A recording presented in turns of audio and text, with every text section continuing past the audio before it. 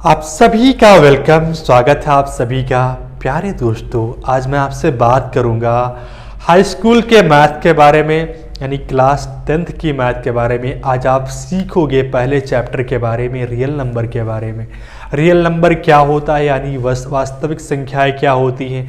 ये सीखने के लिए सबसे पहले आपको सीखना होगा नेचुरल नंबर के बारे में, प्राकृत संख्याएं के बारे में। तो आप बताइए, पहला सवाल आपसे, प्राकृत संख्याएं किसे कहते हैं? और प्राकृत संख्याओं को प्राकृतिक संख्याएं भी कहते हैं। तो प्राकृतिक संख्याएं क्या होती हैं? जो संख्याएं आपको प्रकृति से मिली हैं, यानी काउंटिंग नंबर्स, जो गिनने वाली संख्याएं होती हैं, वो प्राकृत संख्याएं कहलाती हैं। आपने कहा आपके पास ये कितने इंसान हैं, मैं आपसे सवाल किया कि कितने इंसान हैं, आप कैसे काउंट करोगे? आपने कहा ये 1 है, ये 2 है, ये 3 है, ये 4 है, यानी आपके पास 4 इंसान हैं। तो आपने क्या किया, 1 लिखा, फिर 1 में 1 ऐड किया तो 2 हो गया, 2 में 1 ऐड किया तो 3 हो गया, 3 में 1 ऐड किया 4 हो गया। यानी आपने प्लस किया, जोड़ा, यानी प्लस किया, आपको घटाना होता तो आप माइनस करते। जब आपको काउंटिंग नंबर्स आपको पता है, यानी संख्याएं 1 से स्टार्ट होती है, तो क्या नेचुरल नंबर को क्या कहा जा सकता है? The numbers which starts from 1 and has no end, that is called natural number. The numbers which starts from 1 and has no end. और आपने देखा 1 से स्टार्ट होती है और इसका कोई एंड नहीं है आपके पास। तो आपने देखा आप बड़ी से बड़ी संख्याएं लिख सकते हो। कैसे? 1322 आप लिख कर दिखाइए, आप कहोगे बिल्कुल आसानी से लिखा जा सकता है।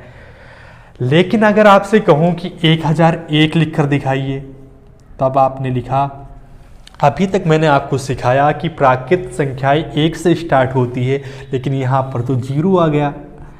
तो आपने देखा 1001 तो नहीं लिखा जा सकता अगर आप नेचुरल नंबर का इस्तेमाल करते हो। तो 0 के आने पे 0 तो बाद में खोजा गया। 0 को किसने खोजा था? आर्यभट्ट ने। अब आपके मन में सवाल आएगा, जब 0 को आर्यभट्ट ने बाद में खोजा था, तो भगवान राम के दौर में रावण के 10 सिर कैसे थे? तो आपका सिंपल सा जवाब होगा कि भगवान राम के दौर में रावण के 10 सिर इस तरीके से थे। तो 0 के आने पे संख्याएं कंप्लीट हो गई, यानी नंबर्स कंप्लीट हुआ, संख्याएं पूर्ण हो गई। तो जब संख्याएं पूर्ण हुई तो संख्याओं को क्या कहा जाने लगा? यानी पूर्ण संख्याएं कहा जाने लगा। और प्राकृतिक संख्याओं के समूह में जब आप 0 को शामिल कर देते हो तो पूर्ण संख्याओं का समूह प्राप्त होता है। यानी the numbers which starts from 0 and has no end, that is called whole number. आप 0 से स्टार्ट करते हो और उसका कोई एंड नहीं होता, होल नंबर कहलाता है। और होल नंबर को आप W से रिप्रेजेंट करते हो और नेचुरल नंबर को आप कैपिटल N से रिप्रेजेंट करते हो, यानी प्रदर्शित करते हो। आपके पास एक अगला पॉइंट है, इंपॉर्टेंट पॉइंट है कि 0 is the only whole numbers which is not a natural number. यानी 0 आपके पास एक अकेला ऐसा पूर्ण संख्या है जो कि प्राकृतिक संख्या नहीं होती है। दूसरा इंपॉर्टेंट पॉइंट क्या है? Every natural number is a whole number. प्रत्येक प्राकृतिक संख्या एक पूर्ण संख्या होती है, लेकिन इसका वाइस वर्सा ट्रू नहीं है। क्या? Every whole number is not a natural number, यानी प्रत्येक पूर्ण संख्या एक प्राकृतिक संख्या नहीं होती, क्योंकि पूर्ण संख्याओं में आपके पास 0 ऐड रहता है। और आपके पास एक इंपॉर्टेंट पॉइंट अगला क्या है कि आप डिफाइन करिए इंटीजर्स क्या होता है। इंटीजर्स को हिंदी में पूर्णांक कहते हैं। आप बताइए, आपसे सवाल करूं कि इंटीजर्स क्या होता है, आपका जवाब होगा कि पूर्ण संख्याओं में प्राकृतिक संख्याओं के ऋणात्मक अंक को आप शामिल करते हो तो आपके पास पूर्णांक का समुच्चय, यानी पूर्णांकों का समूह प्राप्त होता है। अब प्राकृतिक संख्याओं के ऋणात्मक अंक के क्या मायने हुए? तो आपके पास एक प्राकृतिक संख्या है और इसके ऋणात्मक अंक के मायने ये हुआ कि इसके हर एक नंबर में माइनस लगा हुआ है, ये एक ऋणात्मक अंक हो गया। प्राकृतिक संख्याओं के ऋणात्मक अंक हो गया। आपने देखा all natural numbers, zero and negative of counting numbers together forms a set of integers। ये आपने डिफाइन किया, यानी आपके पास अगर इसको एक नंबर लाइन पे ड्रॉ करोगे तो जीरो आपके पास यहाँ है, ये आपके पास नेचुरल नंबर, ये आपके पास नेचुरल नंबर होता है जिसे आप कैपिटल एन से रिप्रेजेंट करते हो। और कैपिटल एन क्या होता है, आप इंटीजर्स को दो पार्ट में क्लासीफाई कर सकते हो, एक धनात्मक पूर्णांक जिसे इंग्लिश में पॉजिटिव इंटीजर कहते हैं, और नेचुरल नंबर भी पॉजिटिव इंटीजर होता है। और निगेटिव दूसरा क्या है आपके पास, निगेटिव इंटीजर्स यानी ऋणात्मक पूर्णांक है आपके पास। आइए इनको डिफाइन करते हैं, ये क्या होता है। धनात्मक पूर्णांक क्या होता है, आपने देखा जीरो से बड़े इंटीजर को आप क्या कहते हैं, integers which is greater than zero that is called positive integers, and integers which is smaller than zero that is called negative integers. यानी जो जीरो से छोटे हैं वो निगेटिव, जीरो से बड़े हैं तो पॉजिटिव। और आपने देखा जीरो को आप कैटेगराइज करोगे किस कैटेगरी में, ना तो पॉजिटिव होते हैं ना निगेटिव होते हैं। Zero is neither positive nor negative. इतनी बात आप लोग गेन कर पा रहे हो, स्क्रीनशॉट ले लो। से आपने ध्यान से देखा, गौर से देखा, तो आपके पास वे सारे नंबर जो दो से कंप्लीटली डिवाइड होते हैं, पूर्ण रूप से विभाजित होते हैं, सम संख्या कहलाती है। और कुछ नंबर्स आपने ऐसे देखे जो दो से कंप्लीटली डिवाइड नहीं होते हैं, विषम संख्याएं कहलाती हैं। आपने देखा ये ऑड नंबर्स, ये इवन नंबर्स। इवन नंबर जो दो से डिवाइड होते हैं, ऑड नंबर जो दो से डिवाइड नहीं। तो the numbers which is divisible by two that is called even number, the numbers which is not divisible by 2 that is called odd number। आप में से कई लोगों का ख्याल होता है कि जो संख्याएं 3 से डिवाइड होती है वह विषम संख्याएं होती है। मैंने ऐसा कहीं नहीं बताया। आप ये देखिए कि मैंने बताया कि ऑड नंबर वे नंबर होते हैं the numbers which is not divisible by 2। आपने देखा 6 ऑड नंबर नहीं है, 6 एक विषम संख्या नहीं है। क्यों नहीं है, क्योंकि ये 6 जो है वो 2 से डिवाइड हो जाता है, और जो संख्या 2 से डिवाइड होती है वो सम संख्या। और आपने देखा 9 है आपके पास, 9 2 से डिवाइड नहीं होता, यानी ये विषम संख्या है। अब अगले आपने कुछ और नंबर्स पे ध्यान दिया तो देखा आपने कुछ नंबर्स आपके पास ऐसे हैं जो एक और खुद के अलावा किसी और नंबर से डिवाइड नहीं होते, विभाजित नहीं होते, अभाज्य संख्या कहलाते हैं। द नंबर्स यानी which has only two different factors, one factor is 1 and other factor is the number itself, that is called prime number. अभाज्य संख्या को इंग्लिश में प्राइम नंबर कहते हैं। आपने देखा 2 3 5 7 11 ये आपके पास ऐसे नंबर है जो एक और खुद के अलावा किसी और नंबर से डिवाइड नहीं होते। मैं आपसे सवाल करूं, क्या सबसे छोटा प्राइम नंबर आपके पास क्या है? आप कहोगे 2 आपके पास सबसे छोटा प्राइम नंबर है। और या ये बात ध्यान रहे, 2 आपके पास एक अकेला ऐसा प्राइम नंबर है जो कि इवन प्राइम नंबर है, सम अभाज्य संख्या है। और बाकी के जितने भी प्राइम नंबर है सारे के सारे विषम संख्याएं हैं, ऑड नंबर है। अब आपने कुछ ऐसे नंबर्स देखे जो एक और खुद के अलावा, स्वयं के अलावा किसी और अन्य नंबर से डिवाइड हो जाता है, पूर्णतः विभाजित हो जाता है। आपने देखा उन्हें आपने कंपोजिट नंबर का नाम दिया, भाज्य संख्या, संयुक्त समग्र संख्या कहा। Numbers having more than two factor that is called composite number. आपने देखा क्या 6 4 कंपोजिट नंबर है? आपने कहा बिल्कुल है। क्यों है? क्योंकि इसके पास ये 1 से भी डिवाइड होता है, 2 से भी डिवाइड होता है और 4 से, यानी इसके पास 2 से ज़्यादा फैक्टर यानी 3 फैक्टर है। क्या 6 कंपोजिट है? बिल्कुल है। आपने देखा ये 1 से भी डिवाइड होता है, 3 से भी डिवाइड होता है, 2 से भी डिवाइड होता है, 6 से भी डिवाइड होता है, तो यानी ये कंपोजिट नंबर है। स्क्रीनशॉट ले लो। आप नंबर्स को ऑब्जर्व कर रहे थे, गौर से देख रहे थे, तब आपने देखा वे सारे नंबर्स जिन्हें P/Q के फॉर्म में लिखा जा सकता है रेशनल नंबर कहलाता है, यानी परिमेय संख्या कहलाती है। जिन्हें P/Q के फॉर्म में के रूप में प्रदर्शित किया जा सके, आपने देखा आप 3/4 को आपने P/Q के फॉर्म में रिप्रेजेंट किया, जहाँ पर आपने देखा P और Q इंटीजर है, पूर्णांक है, और 1/2 को रिप्रेजेंट किया, 9/8 को रिप्रेजेंट किया, 2 को रिप्रेजेंट। अब क्या 2 रेशनल नंबर है? आप कहोगे बिल्कुल है। क्यों है? क्योंकि 2 को 2/1 P/Q के फॉर्म में रिप्रेजेंट किया जा सकता है। All integers are rational number, सभी जितने भी पूर्णांक होते हैं परिमेय संख्याएं होती हैं। अगले पॉइंट पे आते हैं। आपने नंबर्स को जब खंगाल रहे थे तब आपने देखा कि वे सारे नंबर जिन्हें आप P/Q के फॉर्म में नहीं रिप्रेजेंट कर सकते, which can not be represented in the form of P/Q where P and Q belongs to I means Z means integer. आपने देखा है जिन्हें P/Q के फॉर्म में नहीं लिखा जा, √2, √3, √8, इन सब को आप P/Q के फॉर्म में नहीं लिख सकते। अब आपसे सवाल करूं कि परिमेय संख्या और परिमेय संख्या आप समझ गए होंगे, तो आपसे सवाल कर रहा हूं कि पाई और 22/7 में कौन सी परिमेय संख्या है, कौन सी परिमेय संख्या नहीं है? क्या दोनों परिमेय संख्या है? क्या दोनों अपरिमेय संख्या है? तो आपने देखा 22/7 को आप P/Q के फॉर्म में लिख रहे हो, यानी और दोनों इंटीजर है और Q की वैल्यू यहाँ पे 0 भी नहीं है। यहाँ पे आप लोग ऐड कर दो, नीचे अपान में 0 नहीं होना चाहिए, नहीं तो डिफाइन नहीं होगा।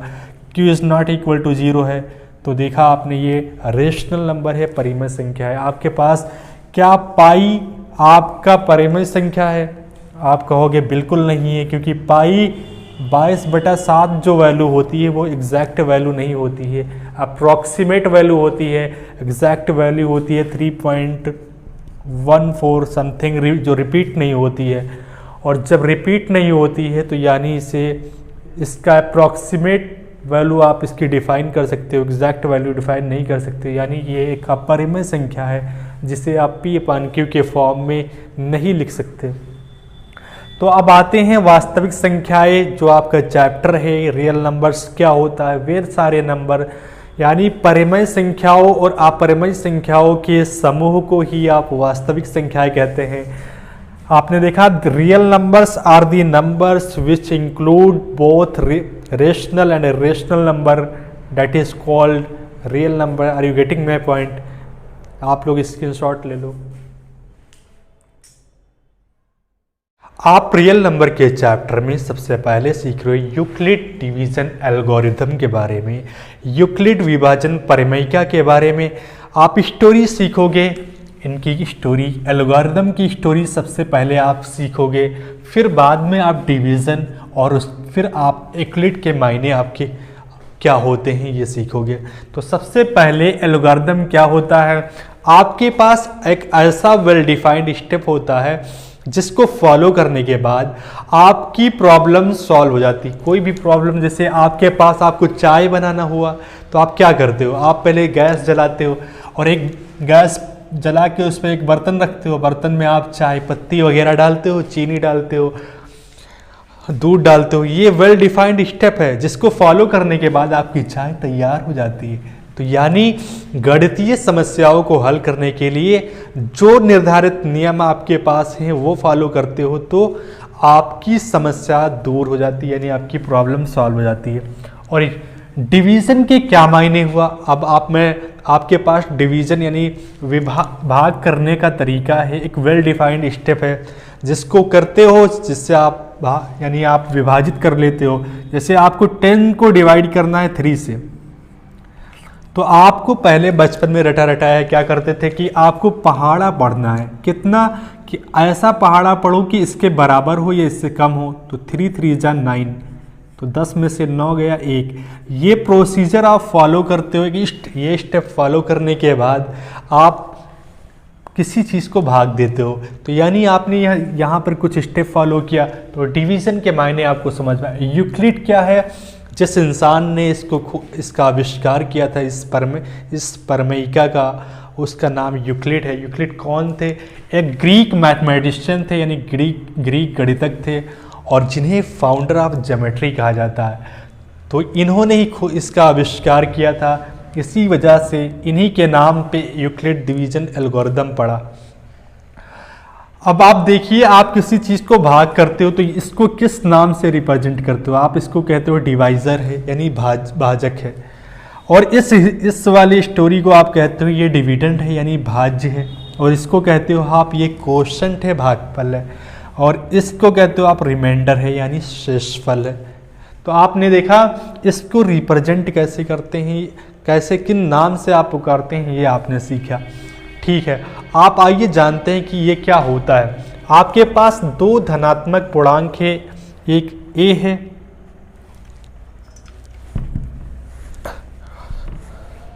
आपने देखा आपके पास दो धनात्मक पूर्णांक है, a है और b है। और दोनों क्या करें, दो अगर आपके पास है तो आपको पता है कि अगर a को b से डिवाइड करोगे तो आपके पास q कोशंट आएगा और रिमाइंडर r आएगा। और r की वैल्यू जो रिमाइंडर होता है, आपने देखा जब आपने 10 को 3 से डिवाइड किया था, 10 को 3 से डिवाइड किया था तो यहाँ पे 9 1, तो 1 जो है वो भाजक से छोटा होता है, यानी भाजक से छोटा होता है। रिमाइंडर शेषफल हमेशा भाजक से छोटा होता है।